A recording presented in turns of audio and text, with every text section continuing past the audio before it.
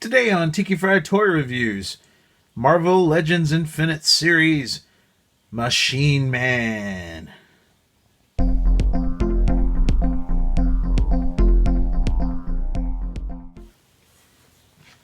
Hello, Tikifire here with another Tikifire Toy Review.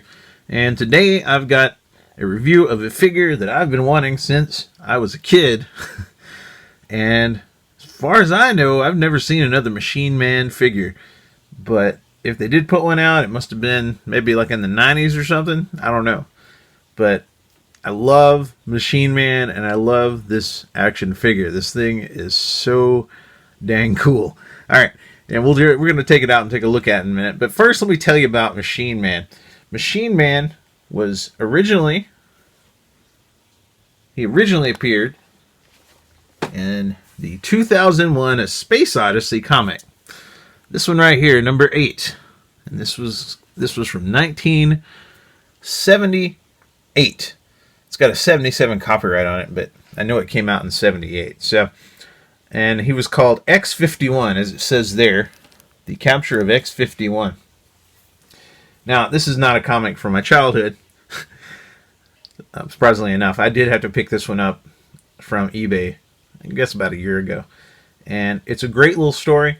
He has a 3-issue run in the 2001 A Space Odyssey series, and then he gets his own series, Machine Man, the Living Robot. And that one he's called X-51 at first. Then they start calling him Mr. Machine. And he's kind of given sentience by the monolith, which the monoliths are like in Kubrick's movie, but sort of. I mean, it's a Marvel Jack Kirby-ized version, but okay. Eventually, he starts calling himself Machine Man. He also can disguise himself as a human, and then he goes by the name Aaron Stack because his creator was named Abel Stack. So he took his creator's last name. Now, I first came to know Machine Man from the Machine Man mini-series from 1984. And it was a 4-issue series. These are my original comics from the Machine Man 4-issue miniseries from 84. Marvel was doing a lot of miniseries back then, in the mid-80s. And this was a really good one. It was set in the year 2020. That's weird. Only 5 years from now, yes. And I tell you, it was like a cyberpunk kind of world it's set in. Really good comic. It's had a lot of critical praise, I believe, back then. And I believe a lot of people like me still enjoy pulling it out and reading it every once in a while. So, very cool. And Machine Man, he's since appeared in other series, other comic series in the Marvel Universe. He had another series called X-51 that came out later on, but that one only lasted 12 issues. And unfortunately, I don't have any issues of it.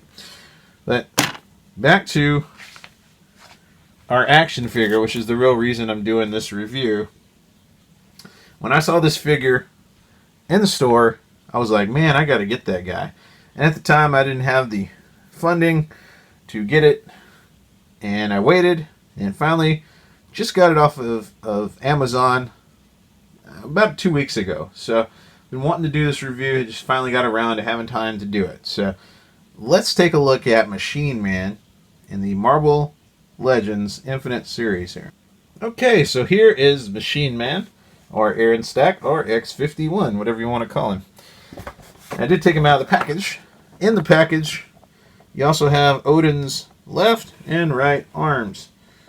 One bare right arm and one left arm with armor on it.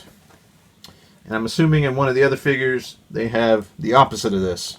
A right arm that's armored and a left arm that's kind of bare. So, very cool. And kind of neat way to do this. And of course, it's a sales tactic. That way Hasbro can sell you figures that you might not buy. Like the Sentinel, for instance. I don't care about that guy. Alright. Now, Machine Man here comes with 2 extra hands. One left and one right hand that are telescoping hands. Because in the comics, he can do that. As it shows on the cover of Machine Man number 1 here. From 1978. So, very cool. And I'll tell you what, we'll take those and put them on him here in a minute, and we'll take a look at them. Let's look at the figure first. He's very similar to the Daredevil figure I reviewed recently, in that Very similar articulation. In fact, it looks like they probably use the same body. Let's see. Yeah, I do believe they used the same body on him. Maybe the same arms and legs as well. I believe it is. I believe this is all the same. Pretty interesting. It cuts down their cost for molding, I'm sure. Yeah, it's pretty much the same figure except for the head and his belt. And of course the arms that we'll swap out here in a minute. So still cool though. I mean, I've always wanted a Machine Man, to be honest. I really have. And I'm just glad to have one. It's taken all these years. Taken 30 years almost, but very cool. He does have the rotation at the shoulder. The shoulder is a ball joint, and it will rotate all the way around. His head, you can look up like so. You can look down like that. Oh, that looks weird. You can rotate him right above the bicep. He does have the bendable elbow. And his wrist does swivel around. And we'll pop that hand out in a minute and try out some of these extendable hands. And his legs did extend in the comic. I wish they had given him some extendable legs as well. That would have been kind of neat, but that's okay. His waist does swivel. He does bend like that at the chest. He's got this belt on, which does not look like it comes off now. And his legs will swivel up to there. His butt does kind of stop from going any further back. Up here above the thigh, he does have a swivel. It's kind of stiff, but that's okay. His knee does bend pretty far back there. He's got the double jointed knee. There at the shin, his leg does rotate, and his foot will bend forward and back and side to side. He does have holes in the bottom of his feet. I guess you could get a stand for him. I've never seen any. I'm sure that you can find them on eBay or Amazon or one of those things. Let's see if we can pop his hand out at the wrist. I don't want to break him. Wow, that's kind of... It does look like a ball joint. Alright, and there he is with these extendable arms put in.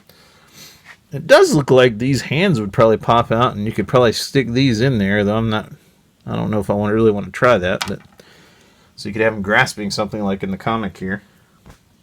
I'm not sure, though. Kind of neat, though. I mean, it's a kind of a neat effect. I think the feet would have probably been a lot cooler, but hey, what do I know, you know? It does make them a bit top-heavy, though.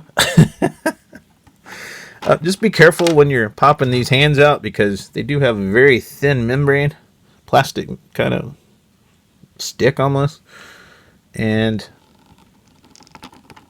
I'm sure you could break them if you bend them. Just pull it straight out. I was bending this one a little too much, and it was not looking good. So, yeah, just make sure when you're popping that out that you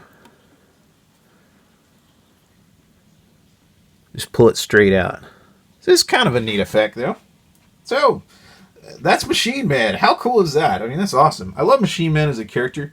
He does say a lot. You know, it does have a lot of subtleties about the character in a lot of ways, as far as being about what makes one human and what makes you alive and all this sort of thing. So it's kind of neat story, and kind of unique in the Marvel comic universe, I think. So that's Machine Man. Thanks for watching. Please check out my other videos. If you haven't subscribed already, please do so. Please hit the thumbs up down there and leave me a comment. Thanks.